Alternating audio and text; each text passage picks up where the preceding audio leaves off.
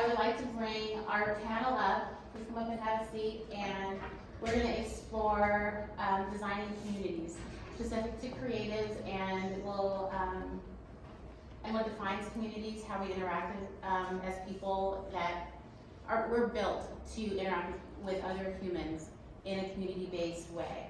And that connectivity that we all kind of yearn for, and it's especially challenging now, I think, as we go from in-person interactions and online interactions and how those are interwoven. So, come up, panel, and I'm gonna have them each introduce themselves. Yeah, wherever you want to sit. So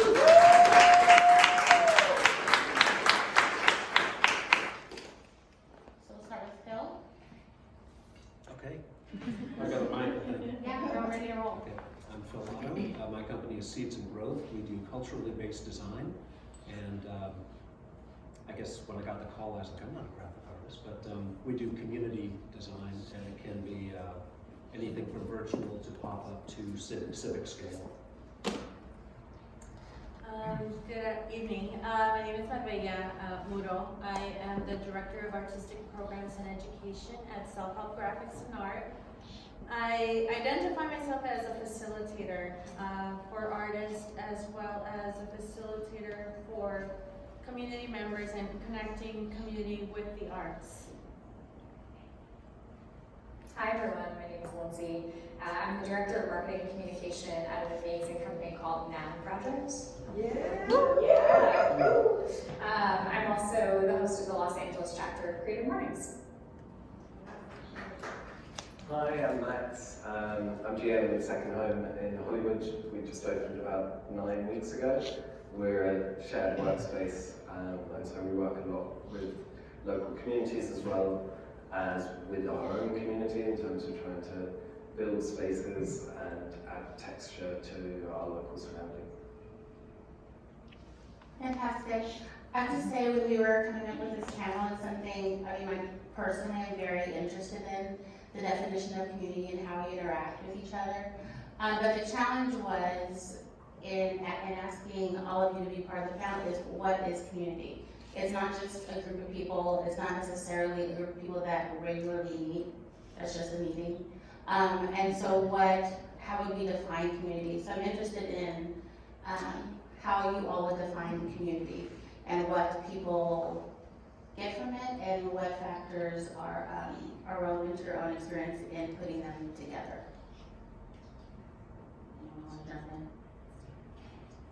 Well, I think there are multiple communities at a microscopic level as well as a large level.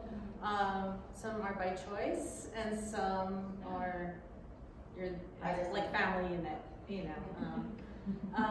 but they're shared. The community is brought together by a shared experience, taste, interest, ideology.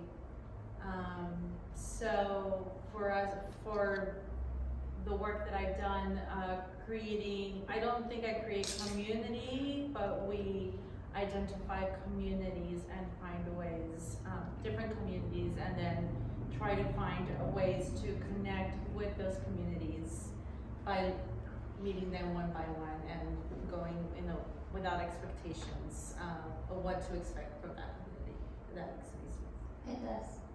It does. Are there any factors in your own experience when you mix communities as far as like points of contact or different factors, anything you think may or may not work or things to be kind of considered in creating those experiences or points of contact? Yeah, I was talking to Max about this earlier today. I don't know if one of the pictures up here, it's of a Thai temple. When I worked at LACMA, I was the community engagement manager there, and I worked in North Hollywood. Our engagement was to, in North Hollywood, one of the communities was in North Hollywood. The idea was, the main goal was to connect communities to LACMA. And the way I approached it was, I came across this Thai temple, and then I started doing research about the community, the people, its history, and I learned that there was friction between the Thai community, the temple, the monks, the parishioners, and the predominantly white community that existed at that time in the 60s when it was founded. Now it's a very mixed, multi-ethnic community, predominantly Thai surrounding the temple. My goal was learning about that friction, is like how can I bring in the communities together from the outside the temple with the communities inside the temple. And I did that by connecting through Black Miss South and Southeast Asian art collection, by finding links, communal links with these multiple communities through Buddhist imagery. So we learned about the collection, and so the next, it was a 3-year partnership because that was the duration of the grant. And so in the end, you saw multi-generational and multi-ethnic groups making art side by side. The Thai community learning about the Buddhist symbolism through the art historical perspective, and the other communities that came in learning about the Thai community Buddhism through the art historical lens, but also in the end learning more about LACMA too. Max, as a fairly newcomer to Los Angeles, yourself and Second Home. I know the Second Home has a concerted effort to create a community within its walls. And so how would, LA is notorious for being difficult to kind of move to and find your village, essentially. I'm from here, so it all seems kind of normal to me. You just look here for this and there for that. But how do you pull all of that in, or what efforts or challenges has Second Home had in trying to create like an organic, I would imagine, experience on some level where it's not, the robots are leading us. So it is very interesting, and coming from London, which is where I grew up, you are forced together generally as a city in London through public transport, which is a bit less common here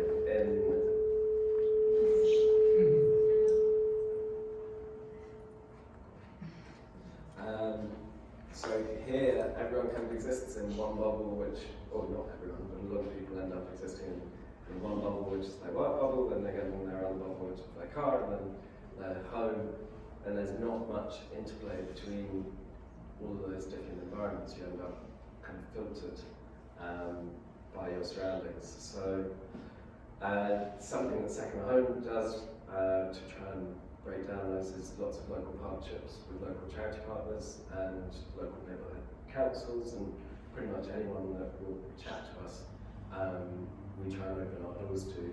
So we're very much, instead of being a kind of walls up organisation, we're kind of walls down. We have an open door policy on trying to encourage as many people to come in, whether they're kind of members or part of our existing community, to find out more about what we're about, and to get to know our team as well as our members as well. We're still a small part of LA. We're a tiny little kind of block on a corner somewhere, but we try and be as much a part of that local community as possible as our way of kind of reaching out and breaking out of our bubble. I would ask, like, Phil, like in your experience going into communities,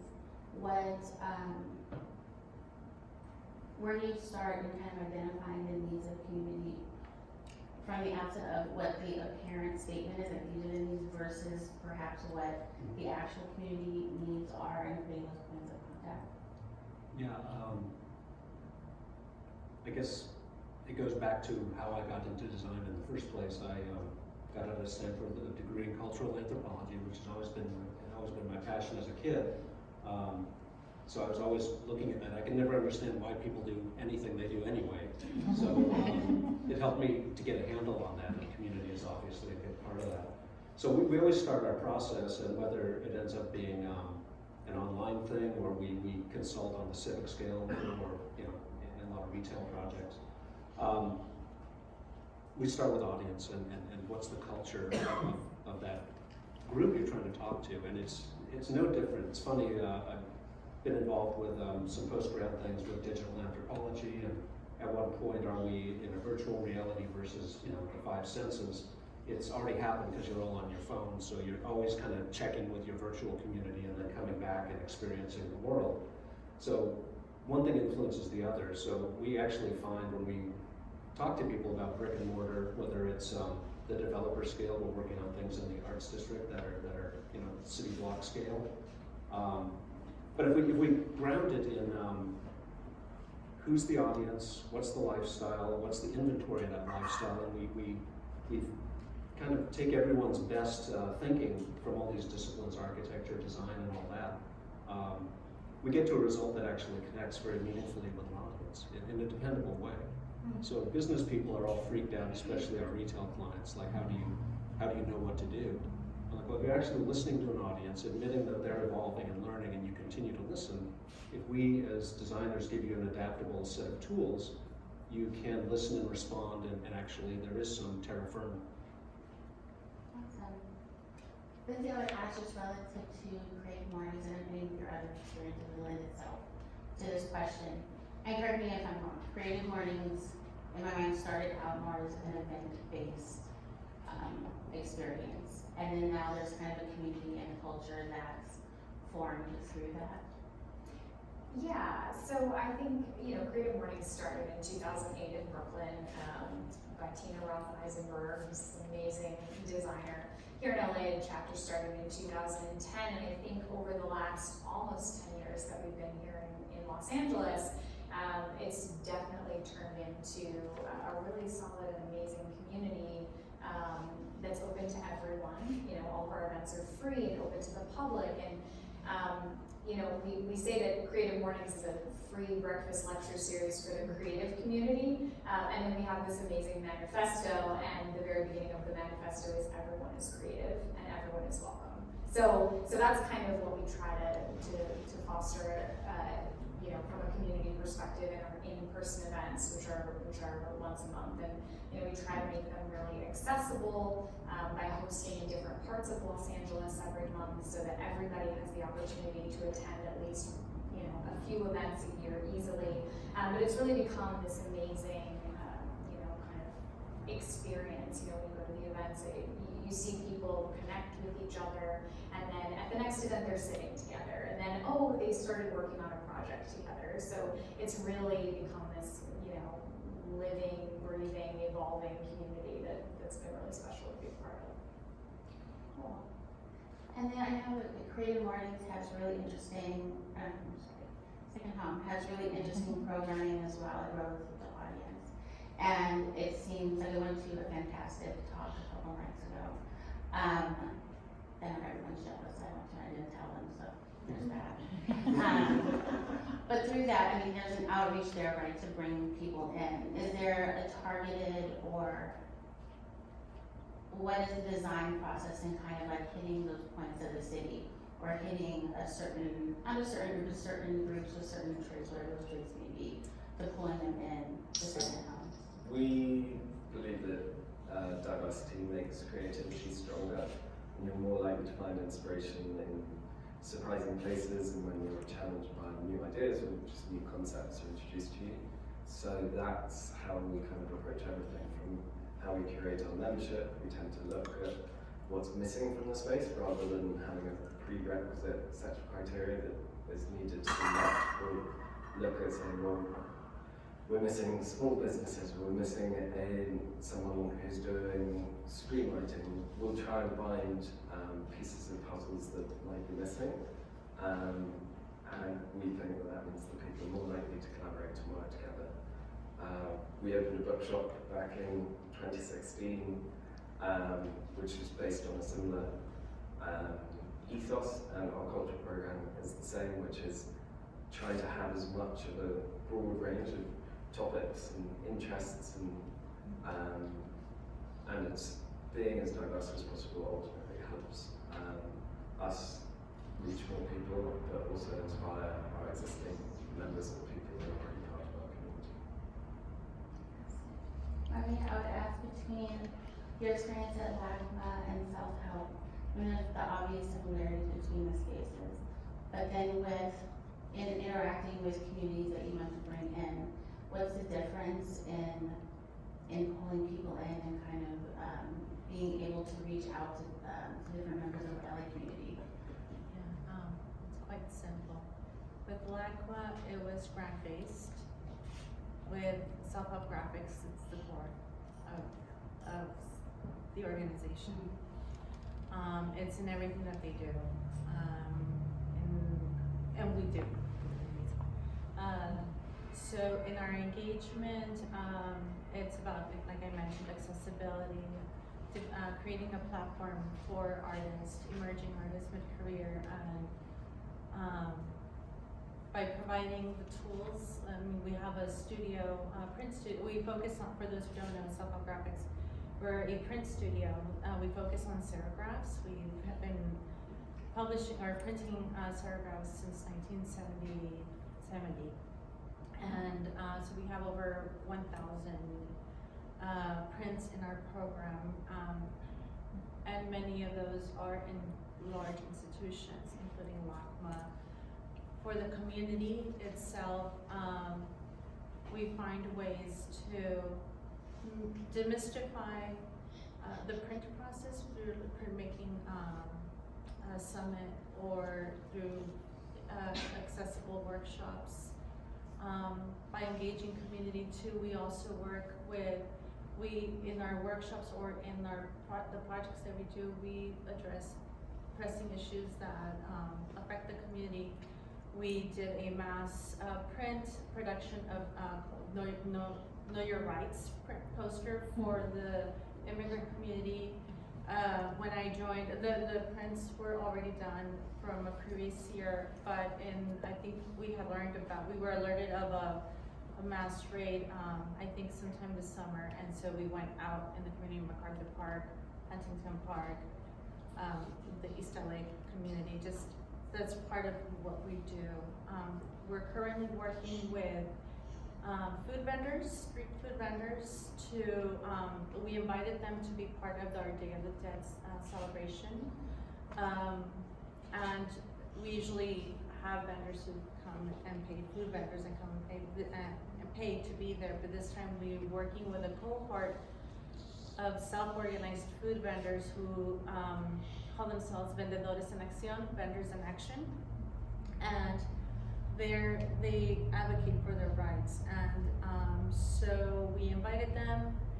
We had a series of workshops with them that they created the ornaments for their booths, and the vendors, a lot of them didn't know each other, so there were vendors from South LA, MacArthur Park, the Valley. So it created a new community of vendors, learning new people, and we're going to continue working with them. So a lot of the work that we do that's community-based is ongoing, addressing the issues that affect the community, but not only the immediate community, but the larger community, broader community. I wonder though, I think we all, as we go into Thanksgiving and we have whatever sort of meal or celebrations that we feel compelled or obligated to have by our parents. As you said earlier, families they're adult and community, you're born into them, you're supposed to love them and like them a lot. But I think our reliance on social media and the gram, it makes it so we don't really have to tolerate anxiety, which will no doubt be part of some of our Thursdays next week, or boredom. So there's a community that you're a part of in person that you're supposed to interact with, and you're doing all the things, and you're putting marshmallows and sweet potatoes and pretending you're actually not a great cook because really not a good job. And then there's a part where people kind of retreat into Instagram, Facebook, text messaging, even to the point of if we're on elevators, there's an awkward I think I should have talked to them. It's only 3 words. Instagram. So how do you maintain a level of in-person engagement with the competition of digital distraction, and how do you use digital distraction to reinforce the in-person engagement? Does that make sense? Or is that what you want? Makes sense. You want to go first? Sure. Okay. We deal with that tension all the time, and I think on the very optimistic side, the more you're online and the more you work and play digitally, you're still an animal. Your animal self starts to scream and just want to see people and gather. And we know people will always want to go places and see people.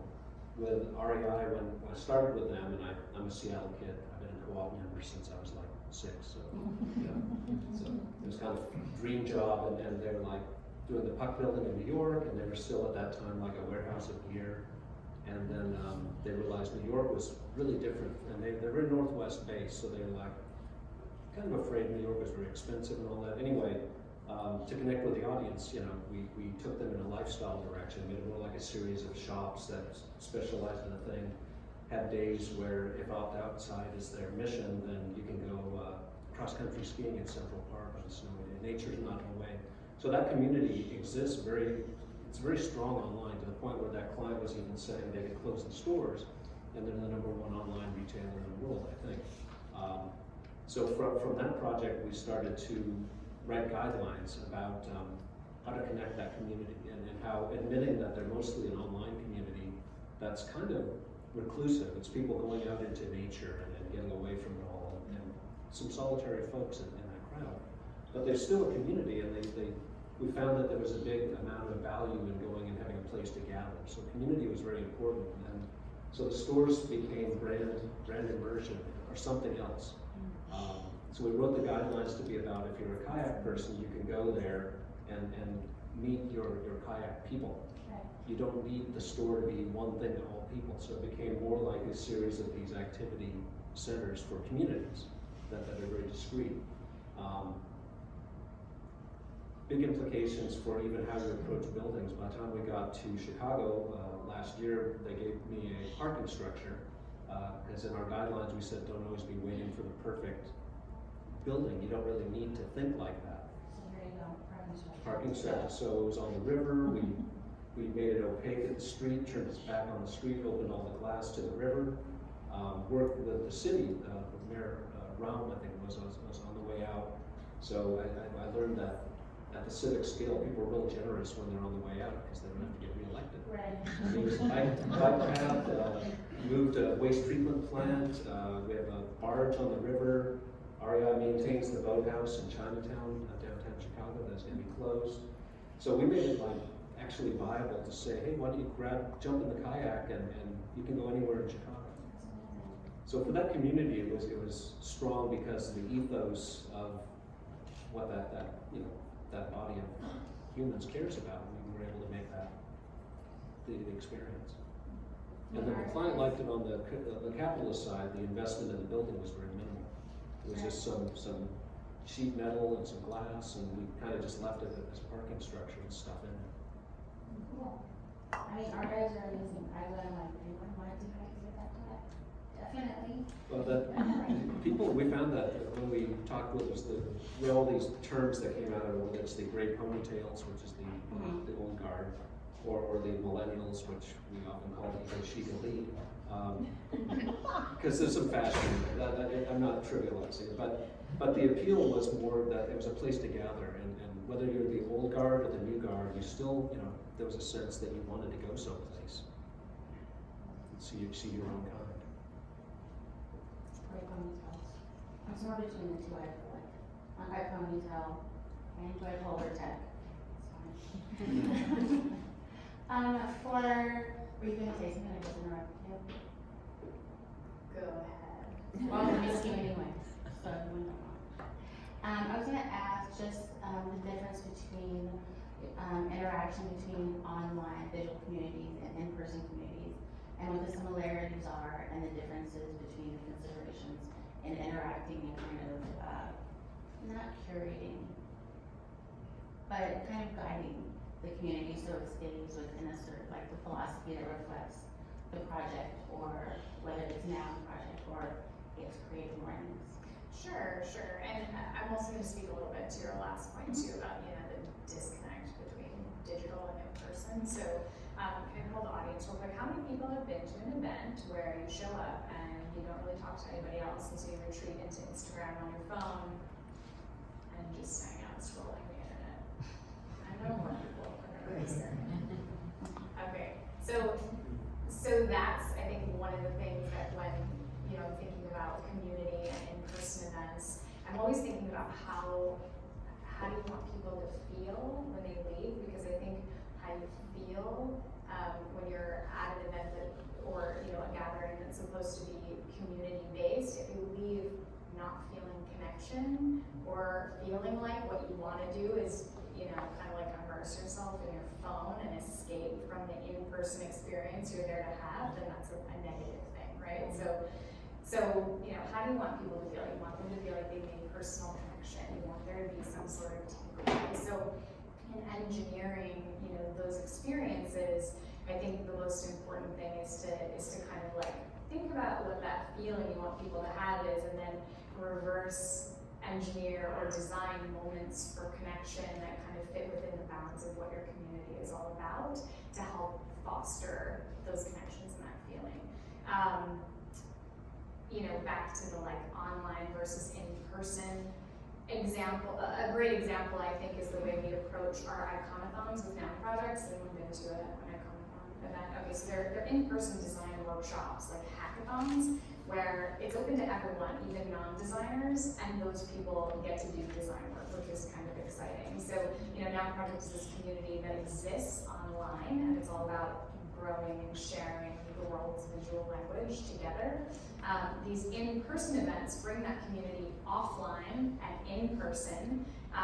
You know, we partner with organizations, and the whole goal is to design a set of public domain icons around a civic topic, and then release, you know, we go back and vectorize those icons inspired by sketches from the in-person event, that then go on to live in the public domain that anybody can use for free.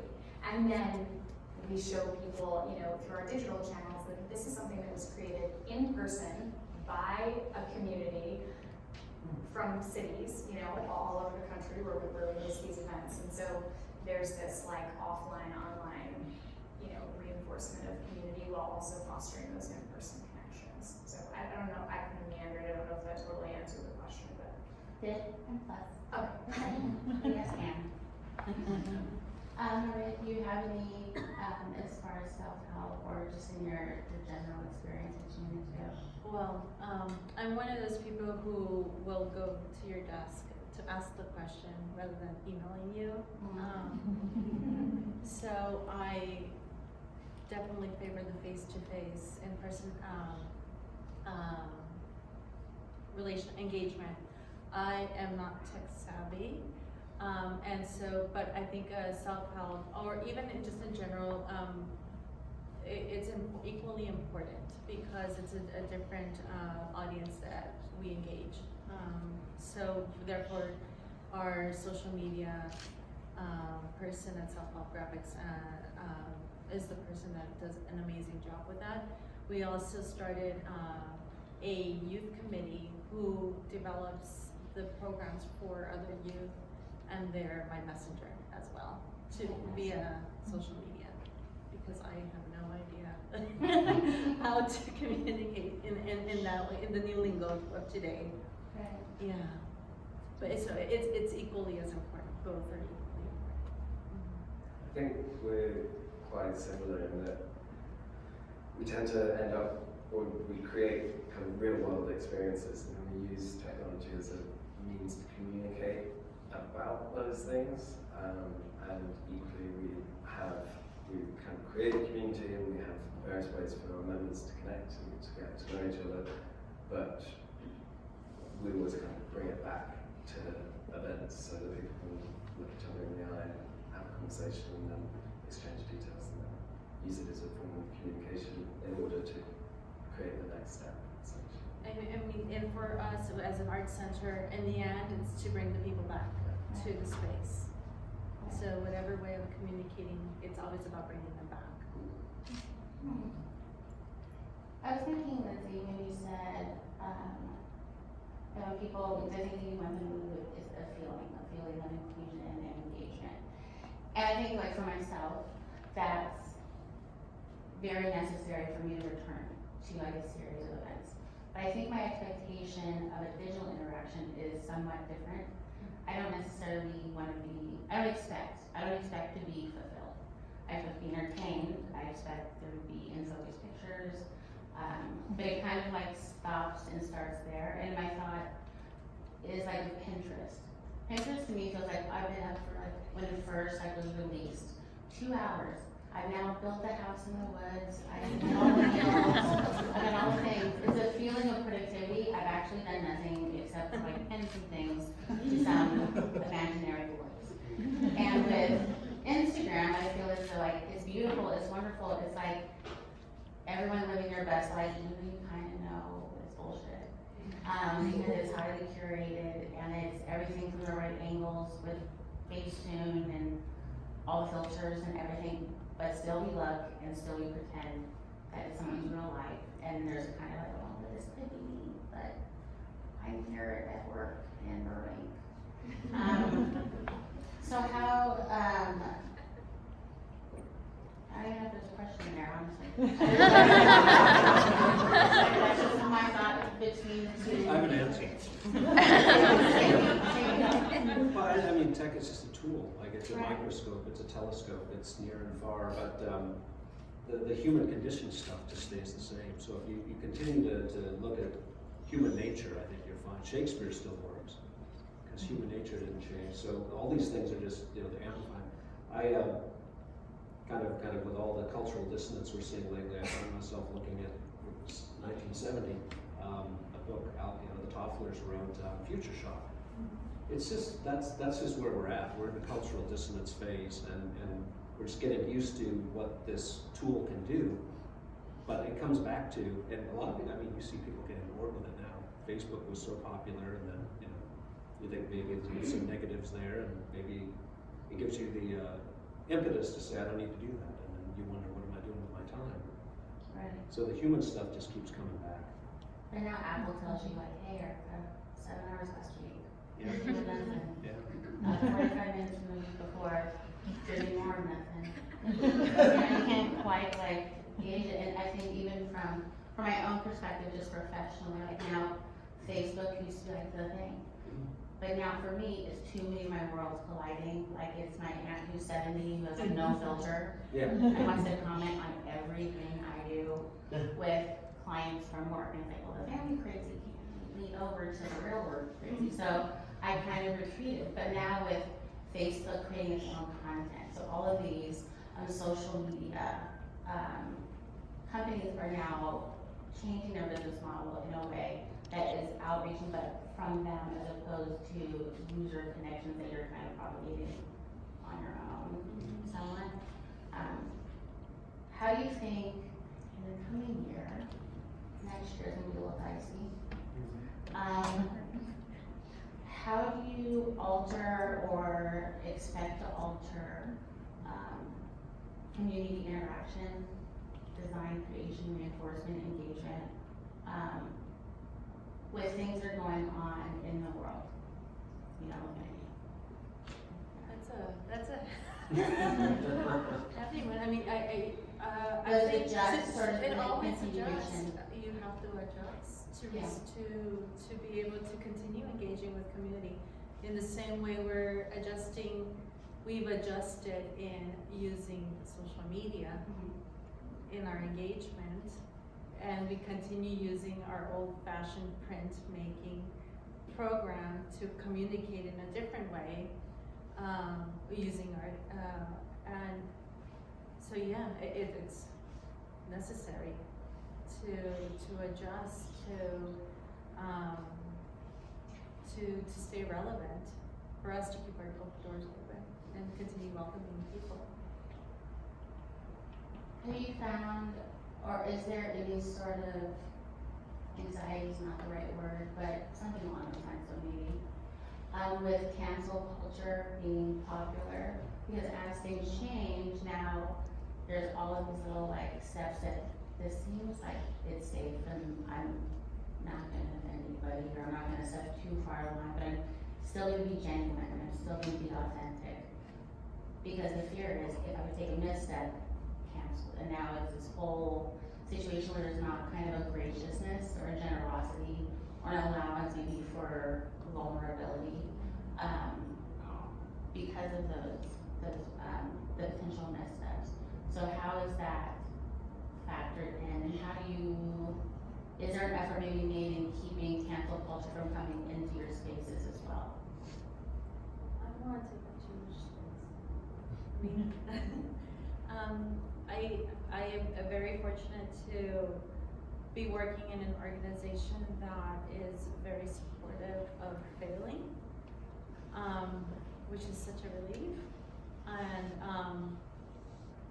so we can try things, and that's where the community input, the audience input is important. So for example, the youth committee, that's why they're important. We have an art advisory committee who tells me, what do artists want to see in the space? What direction do you want us to go in? And then I also have my cohort of community members. We're part of a coalition with other social service organizations that respond to the different issues that affect Boyle Heights specifically. Anti-gentrification is one of the coalitions that we're part of, that's informed by all of these social service organizations, as well as the policies. And the second coalition is youth investment, which is why we created a youth investment coalition in order to develop and implement a youth department at the city level. So which reason why we've developed the youth committee as well. So the community, the people who we serve are the people who are informing us of the work that we're putting out there. Yeah.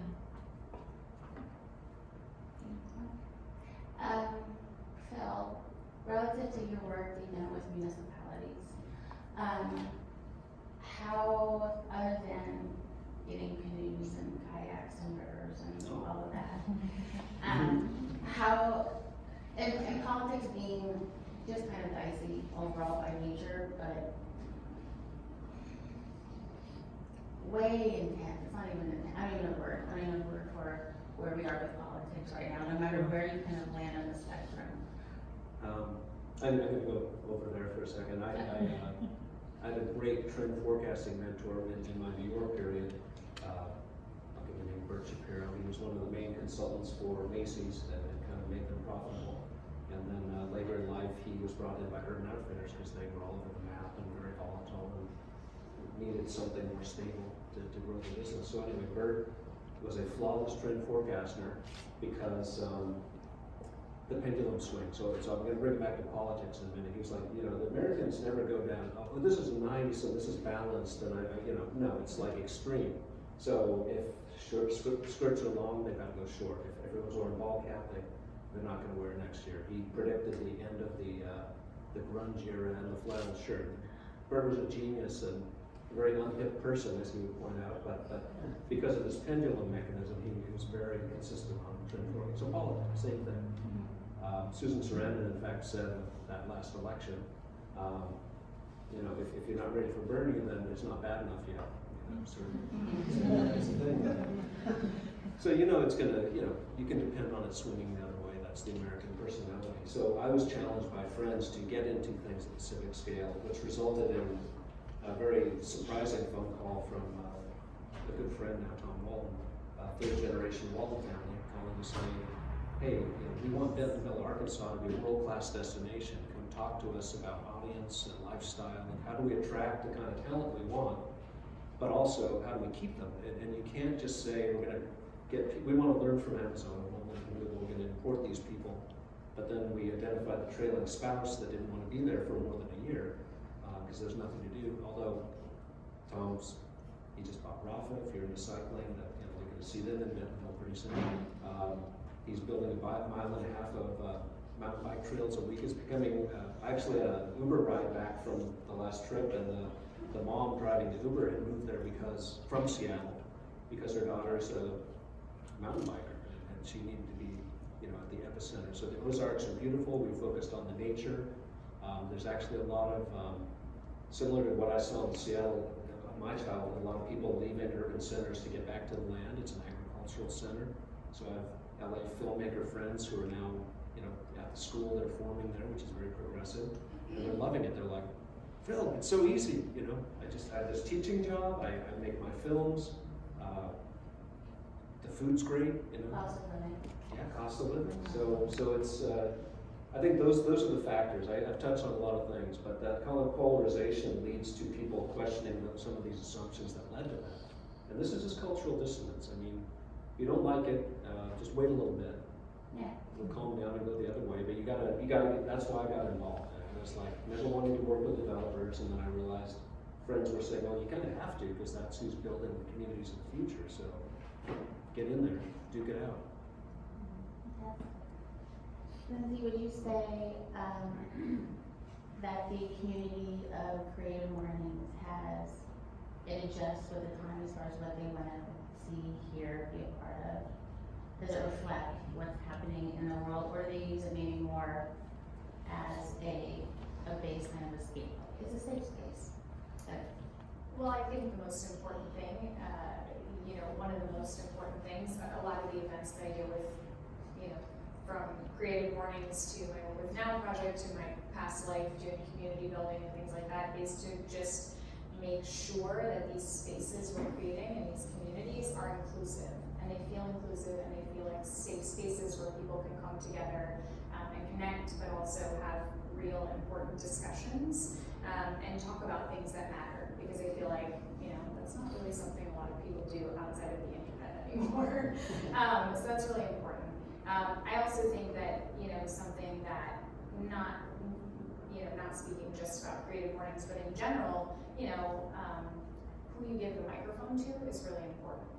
And there's a responsibility there to share the stage with people and, give people a platform for diverse opinions, people from, a lot of different industries and things like that. So being really conscious about, who you're giving the microphone to, maintaining that inclusive and safe space for people is kind of, I think there's even more focus on that now in general across the board than there ever was before, and I think it's a really good thing. And then Max, with Second Home, I think the safe space and the approach with reflecting diversity and inclusion and lending a voice to people that maybe wouldn't normally have a mic. How necessary is that for your membership and the people that want to become a part of Second Home? I think it's necessary for kind of any modern organisation to always try and build the world that they want to see, and that's what we're trying to do. It kind of starts with our team and taking it from there. So we kind of have whole mission statements and all sorts of plans about how we build that, and we start with our own team, and then it flows from there. Fantastic.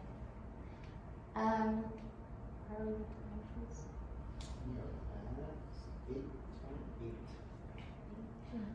Yeah. So now's your time to shine, audience members. If you would like to pose a question, just raise your hand and I'll come with the mic.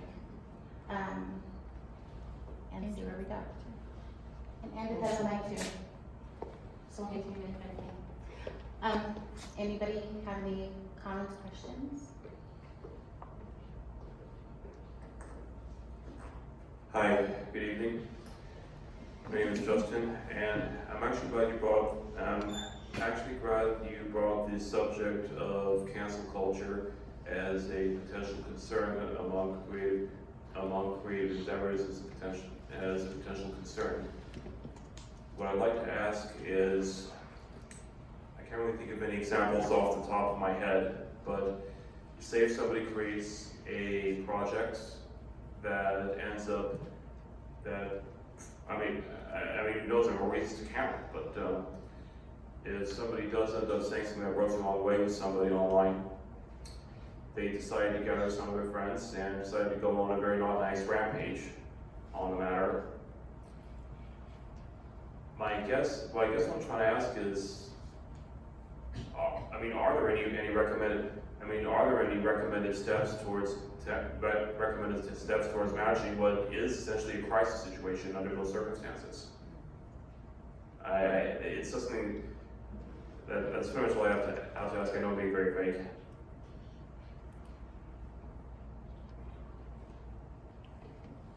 I guess I just want to clarify the question. Is it basically in an online community or forum, if a group of people react to a creative endeavor in a negative way? And it really becomes more than just, go ahead. Thank you. I'm actually not talking about negative feedback. So if negative critique, that's one thing. I'm talking about specifically if a group of people began specifically targeting somebody, whether it's for harassment, hate mail. In some cases, that's way to death threats. So I guess what would be trying to ask is, what would be an effective way of managing what, like I said, what is the crisis situation by that point in time? I don't really, This is before I joined Self-Help Graphics. During the wave of a high peak of gentrification in Boyle Heights, Self-Help Graphics also became a target by anti-gentrifying groups, one particular, and it was because the people they're very young and uninformed of the history of self-help and their contribution to the community and the art world. So just to get to your question is, our current social media communications consultant stepped in, who was part of Self-Help Graphics when she was young, and she really shifted the dialogue away from this negative tone to the impact that the trajectory that Self-Help Graphics had. So it's based through our work that we moved forward. And haters are going to fade. They will. And I think that we, or Self-Help Graphics, the staff, could have easily just internally fallen apart, taking it personally, but they knew who they were working for, as artists know what they're working for and towards. So in that same way, taking pride in your work, knowing taking pride in your work and having the, what's the word, I'm sorry, I'm blanking out, but just the poise, yeah, or confidence that in your own work, you're always going to get critique, but when you get negative feedback in that way, you would just, organizations and individual public figures are always going to get that kind of feedback. And knowing what is positive critique versus just negative, and just you internally knowing how to push that aside and keep moving forward. That's very helpful. Thank you very much.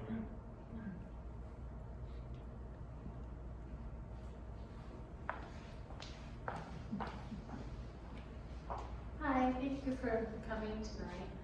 I have a question, and I think when we talk about forming communities, we always talk about the unity and the bond, but how important do you think a dissenting opinion is in terms of belonging to a community? Do you think it pushes it forward? Do you think it holds it back? Certainly in extreme ways it can hold a community back, but do you think it's relevant to have a difference of opinion in a community?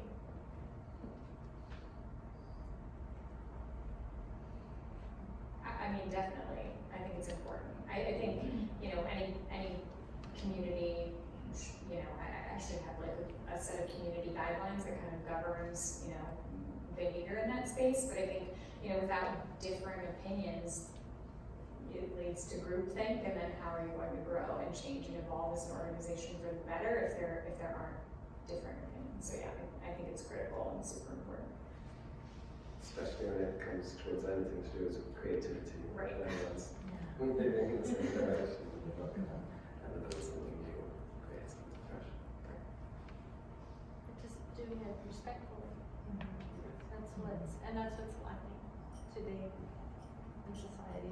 And how social media is used as an excuse to not be respectful. Which goes back to that comment or that question earlier. Well, it kind of creates a curtain of detachment, right? Yeah. Because you can say or do whatever you want, you never have to face that person, face to face. But I think relative to dissent, there also has to be a willingness to be vulnerable, and then everyone in that space has to protect that vulnerability. That has to be allowed, right? I mean, I'm sure we're in a room full of artists, Right. and so that just comes with the territory. Yeah. And I really do. I mean, I grew up in a culture where you couldn't depend on the government to litigate morality, so we had more of a social contract basis. I think that honor code, social contract, is probably, anytime you say it's a community, you can kind of say, this is what we're all about. And if you're gonna just be a hater, thank you, because that means we're doing something right. We're getting noticed, and Missy Elliott taught us all, like, it's not happening. So I look at it like, thank you for like noticing us and hating us, but our social contract says here's how we behave, so we do have that safe space.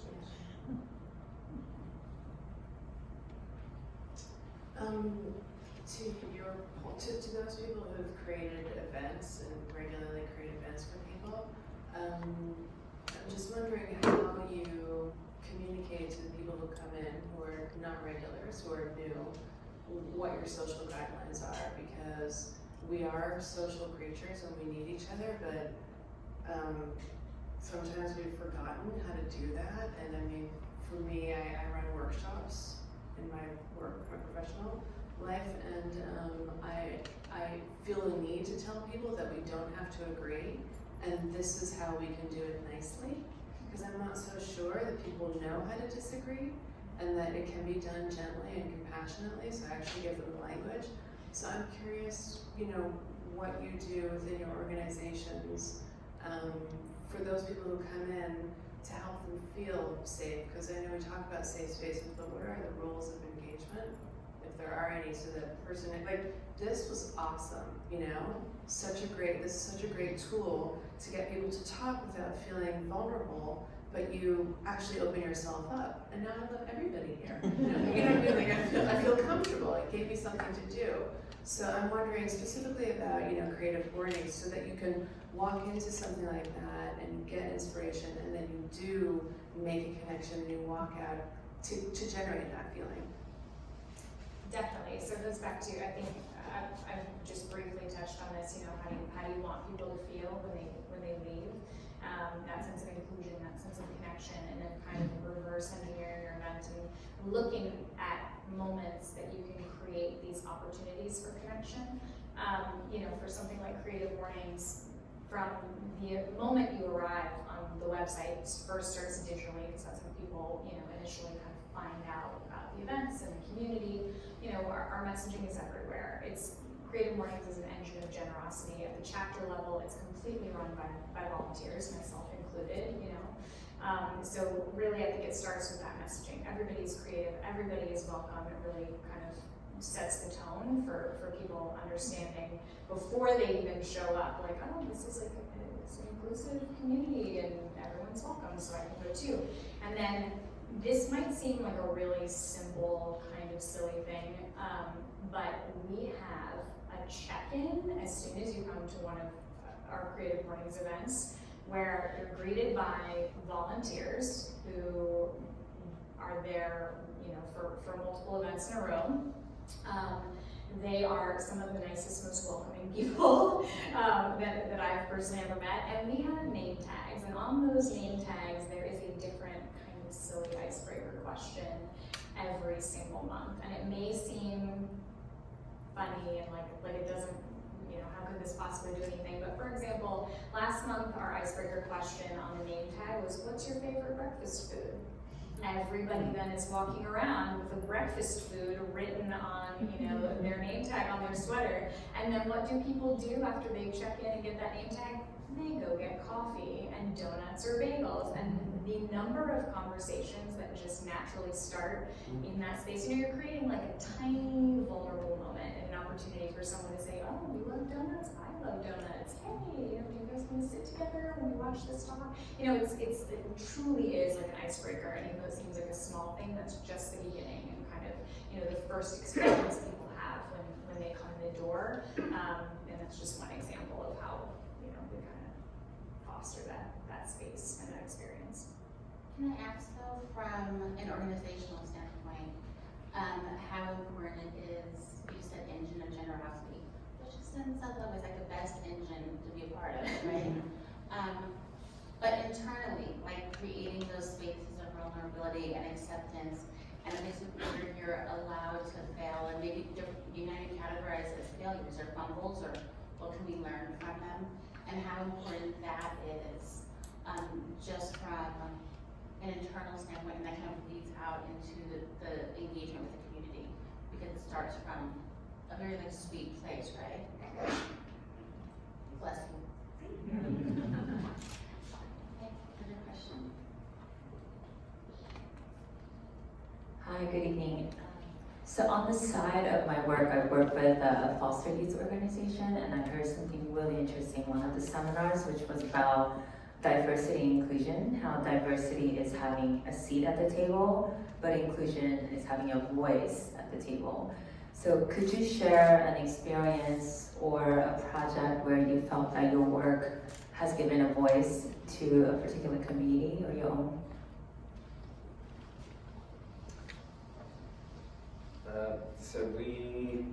One of my favorite projects that we run in London at the moment is called Language Labs. And that's a kind of lunchtime activity which works with refugees and immigrants in the local community and our members. And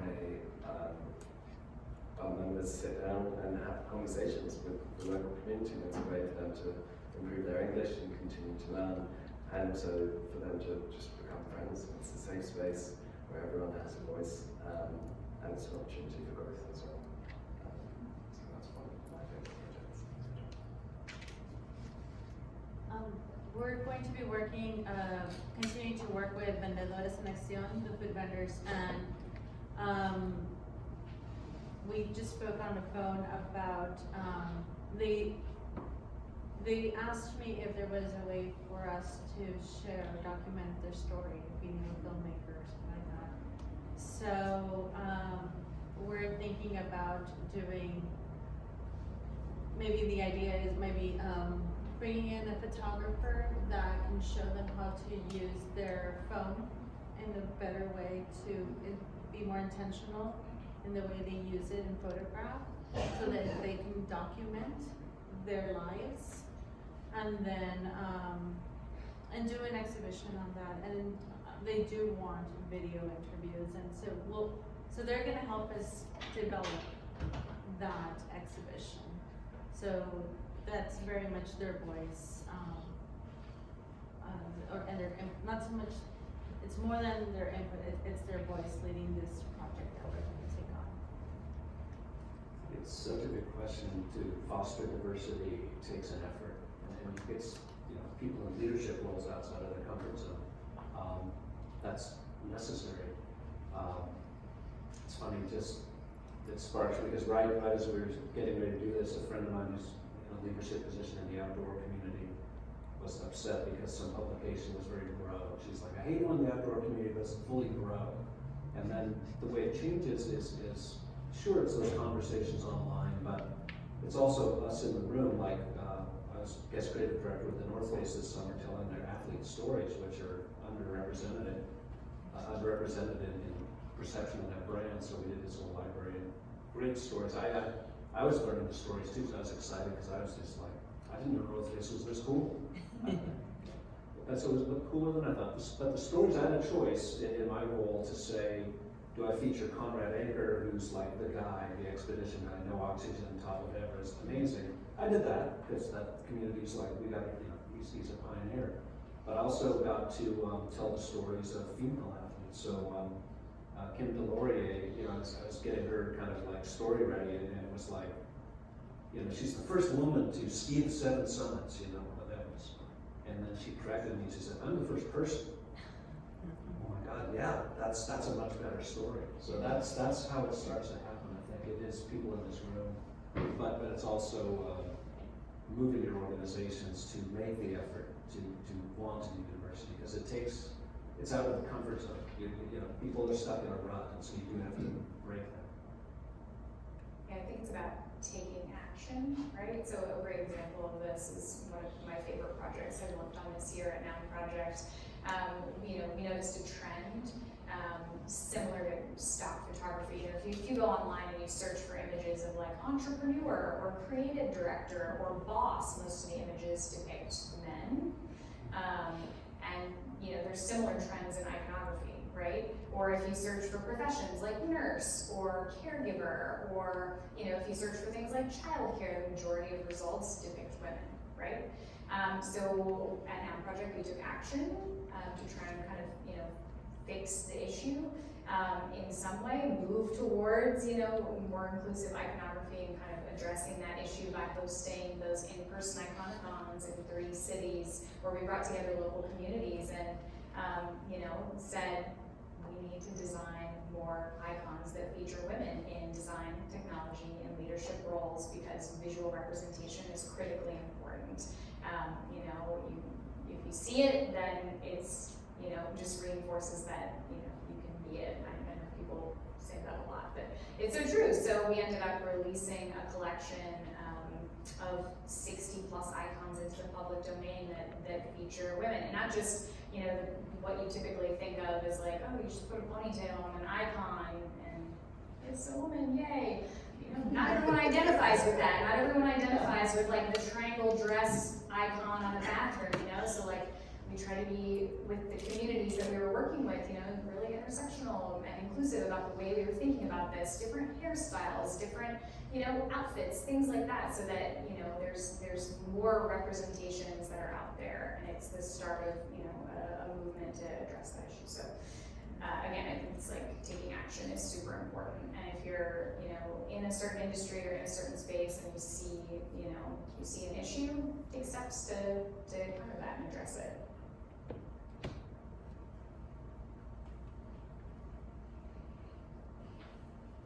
Hi, my question is, when you're creating spaces for communities, how do you keep them from becoming like your Starbucks where everyone puts on their headphones and opens their laptop and doesn't interact? No Wi-Fi. That's a cafe trend for sure. But I flip it. That's a phrase that I'll probably use, but first we shape our buildings and then they shape us. So in our design, we always try and follow kind of a few key rules. One of those is lots of light and transparency, and so there's pretty much kind of nowhere to hide, which means even if you do have your headphones in, it's quite likely that someone's going to come up and end up asking you a question or track you down and find you. And then it's also providing those safe spaces where people can go and work and get their heads down, meaning that then they're able to get away when they need to, but equally, if they're out and about and they're kind of open to chatting and catching up with people, engaging with those around them. Final question of the evening, no pressure. Hi, this is not necessarily about technology, but you can see technology has an interesting effect on community. Let me take an example. Pokemon Go is a game about catching Pokemon. Who cares really? But you see suddenly parents who played the game in the 90s are walking around Santa Monica Pier catching Pokemon with kids. So it's transcended, this age. Or you see with everyone's got some sort of kink. You can meet someone on the internet who's really into, I don't know, dressing up like a baby. that's really within the part of technology is creating new communities. I'm wondering, as people work in different communities or different fields here, if you can maybe say something a bit more about community trends or where you think communities are going in the future. So we found that a few years ago, as internet kind of democratized everything, we thought everyone predicted that everyone would be running to the hills essentially because you could be able to do the work from a beautiful log cabin, and so there'd be no need for cities anymore. What we're seeing is that people are clustering closer and closer together and becoming more and more densely packed. And so I don't think that we're going to all end up in these idyllic tree houses necessarily all the time. I think we're going to end up needing to redesign our cities to be as idyllic as possible because they're just going to get more full. I'm gonna change the little topic. The three girls that were on before, I just wanna go back about changing or keeping up with the times or changes of life. And I put that picture of those three girls because they were students at Self-Help Graphics, participated in the youth programs, and now they're teaching artists. So that's how we keep on top and abreast by engaging with community. I just wanted to, it got me by surprise and stuff, but I really needed to bring that up. And with regards to technology, we partner with a small, partnership, they're called Techno-Latinx, and they focus on virtual reality. And what we've done is, they focus on building skills specifically on young Latinas or Latinx women or women identified to get those skills because in the virtual reality world that demographic is very small. So we partner with them, we merge printmaking with virtual reality. So it continues to be within our core. So we are transcending into the virtual reality. So in your Pokemon example, I guess you're talking about augmented reality and how that connects to the world. In my last sentence, I'm going to go personal. I'm the father of a 9-year-old autistic person, and he's very capable in the virtual world. And I guess I have some gamer clients, so I know that community pretty well.